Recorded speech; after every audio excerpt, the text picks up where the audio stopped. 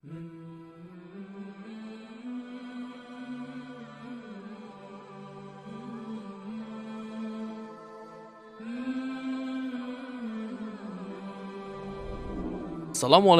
warahmatullahi wabarakatuh. Apa kabar sobat muslim? Semoga kita selalu diberikan rahmat oleh Allah Subhanahu wa taala. Ujian paling besar yang akan dihadapi umat manusia kelak menjelang hari kiamat adalah munculnya Dajjal. Ada banyak hadis menuturkan tentang siapa Dajjal dan bagaimana kelak dia muncul serta tragedi yang diakibatkan olehnya. Dalam kitab Sahih Muslim diceritakan suatu hadis yang mengisahkan seorang sahabat Nabi yang pernah bertemu Dajjal dalam wujud asli. Ia adalah sahabat Tamim Al-Dari. Awalnya, ia beragama Nasrani, namun kemudian berbaiat kepada Nabi Muhammad SAW dan memeluk agama Islam. Disebutkan bahwa setelah Nabi SAW menunaikan sholat, sambil tertawa beliau naik mimbar dan menahan sahabatnya agar tidak pergi. Lalu beliau berkata, "Demi Allah, sesungguhnya aku mengumpulkan kalian bukanlah untuk suatu kabar gembira atau kabar buruk. Akan tetapi aku mengumpulkan kalian karena Tamim Al-Dari yang dahulunya seorang lelaki pemeluk agama Nasrani, kini telah memeluk Islam dan membaiatku. Ia telah berkata kepadaku dengan suatu perkataan yang pernah aku katakan kepada kalian tentang Al-Masih Al-Dajjal. Ia mengisahkan perjalanannya kepadaku, bahwa ia berlayar dengan sebuah kapal laut bersama 30 orang laki-laki dari kabilah Lakam dan Juzam. Kemudian mereka terombang-ambing oleh ombak selama 1 bulan, hingga mereka terdampar di sebuah pulau di tengah laut di daerah tempat terbenamnya matahari. Lalu mereka duduk di suatu tempat yang terletak sangat dekat dengan kapal.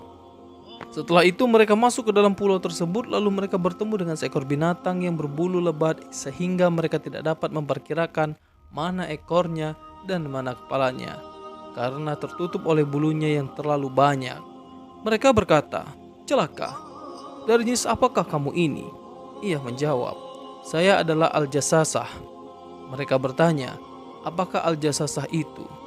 Kemudian tanpa menjawab ia berkata, "Wahai orang-orang, pergilah kalian kepada seorang laki-laki yang berada di biara itu.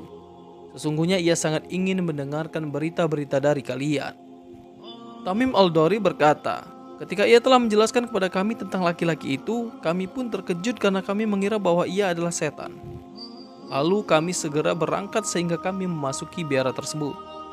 Di sana terdapat seseorang manusia yang paling besar dalam keadaan terikat dengan kuat. Kedua tangannya terikat ke pundaknya serta antara dua lutut, dan kedua mata kakinya terbelenggu dengan besi. Kami berkata, 'Celaka, siapakah kamu ini?' Ia menjawab, 'Takdir telah menentukan bahwa kalian akan menyampaikan kabar-kabar kepadaku. Maka kabarkanlah kepadaku siapakah kalian ini.' Mereka menjawab, 'Kami adalah orang-orang Arab yang berlayar dengan sebuah kapal. Tiba-tiba kami menghadapi sebuah laut yang berguncang, lalu kami terombang-ambing di tengah laut selama 1 bulan, dan terdamparlah kami di pulau ini. Lalu kami duduk di tempat yang terdekat dengan kapal. Kemudian kami masuk pulau ini. Maka kami bertemu dengan seekor binatang yang sangat banyak bulunya, yang tidak dapat diperkirakan mana ekor dan mana kepalanya karena banyak bulunya. Maka kami berkata, 'Celaka, apakah kamu ini?' Ia menjawab, 'Aku adalah Al-Jassasah.' Ia juga berkata, 'Pergilah kalian kepada seorang laki-laki yang berada di biara itu. Sesungguhnya ia sangat ingin mendengarkan berita-berita yang kalian bawa.' Lalu kami segera menuju tempat kamu ini, dan kami terkejut bercampur takut karena mengira bahwa kamu ini adalah setan. Ia berkata, 'Beritakanlah kepada saya tentang pohon-pohon kurma yang ada di daerah Baisan.'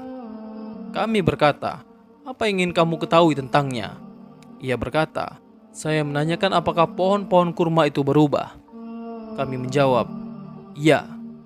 Ia berkata, 'Adapun pohon-pohon kurma itu, maka ia hampir saja tidak akan berbuah lagi.' Kemudian ia berkata lagi, 'Beritakanlah kepadaku tentang Danau Tiberias.' Mereka berkata, 'Apa yang ingin kamu ketahui tentangnya?' Ia bertanya, 'Apakah ia tetap berair?' Kami menjawab, 'Ya.' Ia berkata, 'Adapun airnya, maka ia hampir saja akan habis.' Kemudian ia berkata lagi, 'Beritakanlah kepada saya tentang mata air Zugar.' Mereka menjawab, "Apa yang ingin kamu ketahui tentangnya?" Ia bertanya, "Apakah di sana masih ada air dan penduduk di sana masih bertani dengan menggunakan air dari mata air Zugar itu?" Kami menjawab, "Benar, ia berair banyak dan penduduknya bertani dari mata air itu."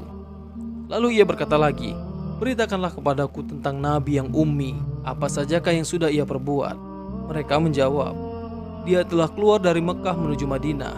Lalu ia bertanya, "Apakah ia diperangi oleh orang-orang Arab?" Kami menjawab, "Ya." Ia bertanya, "Apakah yang ia lakukan terhadap mereka?" Maka kami memberitahukan kepadanya bahwa ia itu telah menundukkan orang-orang Arab yang bersama dengannya dan mereka menaatinya. Lalu ia berkata, "Apakah itu semua telah terjadi?" Kami menjawab, "Ya." Ia berkata, "Sesungguhnya adalah lebih baik bagi mereka untuk menaatinya, dan sungguh aku akan mengatakan kepada kalian tentang diriku. Aku adalah Al-Masih Al-Dajjal, dan sesungguhnya aku hampir saja diizinkan untuk keluar.